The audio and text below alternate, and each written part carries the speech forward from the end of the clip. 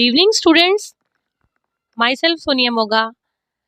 प्यारे बच्चों, आज मैं आपके लिए लाई हूँ एसएसटी के भूगोल के चैप्टर 3, भूगोल का चैप्टर 3 हिंदी मीडियम वाले बच्चों के लिए अपवाह है चैप्टर 3।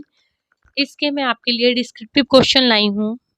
पहली वीडियो में मैंने आपके लिए जो एमसीक्यूज क्वेश्चन थे, विकल्प वाले क्वेश्चन, वो वीडियो मैंने आपको सेंड की थी, लेकिन अब मैं आपको जो लघु उत्तरीय प्रश्न है ये आपके लिए वीडियो बना के सेंड कर रही हूँ। तो प्लीज़ बच्चे सब इसे देख लेना, ये आपके एग्जाम के पॉइंट ऑफ व्यू से वो इम्पोर्टेंट होने वाली है। चलिए लेट्स सी, अब हम स्टार्ट कर लेते हैं। प्रश्न नंबर 1, प्रश्न नंबर 2, निम्नलिखित प्रश्नों के उत्तर संक्षेप में दीजिए। इसके ये है 7 क्वेश्चन हैं इसके, ये हम करेंगे। जल विभाजक का क्या कार्य है, एक उदाहरण दीजिए। 2 अपवाह बेसिनों का अलग करने वाला उच्च भाग या पर्वत जल विभाजक कहलाता है।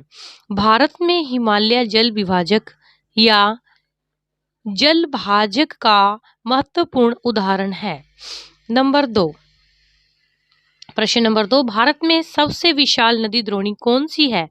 उत्तर, भारत में सबसे विशाल नदी द्रोणी गंगा नदी द्रोणी है। इसकी लंबाई 2500 किलोमीटर है। प्रश्न 3, सिंधु एवं गंगा नदियां कहाँ से निकलती हैं?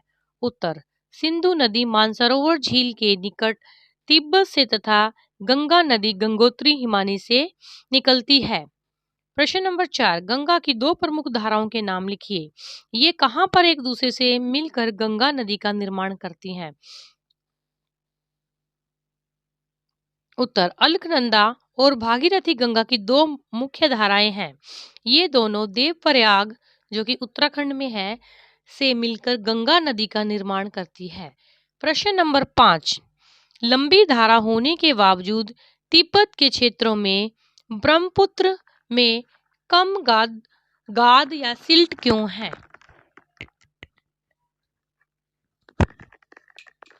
उत्तर, तिब्बत एक शीत और शुष्क क्षेत्र है, इसलिए लंबी धारा होने के बावजूद तिब्बत के क्षेत्रों में ब्रह्मपुत्र में कम गाद है।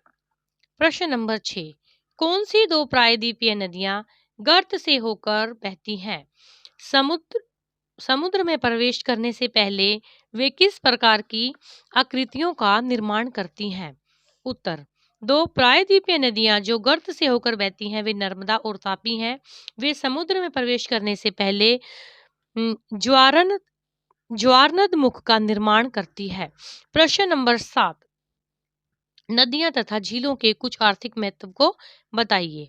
उत्तर, नदियां कृषि प्रयोजक और जल विद्युत के उत्पादन के लिए बहुत उपयोगी है।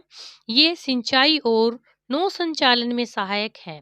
सांबर जैसी झीलों के जल का उपयोग नमक के निर्माण के लिए किया जाता है। झीलें पर्यटन उद्योगों को बढ़ावा देती हैं और मनोरंजन का साधन भी है। इनका प्रयोग जल विद्युत के उत्पादन के लिए भी किया जाता है। अब बेटा इसमें से जो कुछ मोस्ट इंपोर्टेंट क्वेश्चन हैं उनको हम दोबारा से रिवाइज कर लेते हैं। पहला क्वेश्चन देखते हैं, जल विभाजक का क्या कार्य है, एक उदाहरण दीजिए। उत्तर, 2 अपवाह बेसिनों को अलग करने वाला उच्च भाग या पर्वत जल विभाजक कहलाता है। भारत में हिमालय जल विभाजक या जल भाज्य का महत्वपूर्ण उदाहरण है। बेटा आपको समझ आ ही गया होगा कि 2 अपवाह बेसिनों को अलग करने वाला जो उच्च भाग या पर्वत है वो क्या कहलाता है, वो जल विभाजक कहलाता है। भारत में जल विभाजक का कौन सा उदाहरण है? हिमालय पर्वत। भारत में हिमालय जल विभाजक या जल भाज्य का महत्वपूर्ण उदाहरण है। प्रश्न नंबर अब 4 देख लेते हैं, ये भी मोस्ट इंपोर्टेंट है। गंगा की 2 मुख्य धाराओं के नाम लिखिए। ये कहां पर एक दूसरे से मिलकर गंगा नदी का निर्माण करती है? उत्तर, अलकनंदा और भागीरथी गंगा की 2 प्रमुख धाराएं हैं।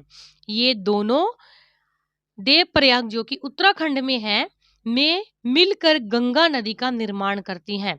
आई होप बेटा आपको ये अच्छे से समझ आ गया होगा। मैंने इंपॉर्टेंट क्वेश्चन, जो अति महत्वपूर्ण क्वेश्चन है, इनको आपको दोबारा से करवा दिए हैं।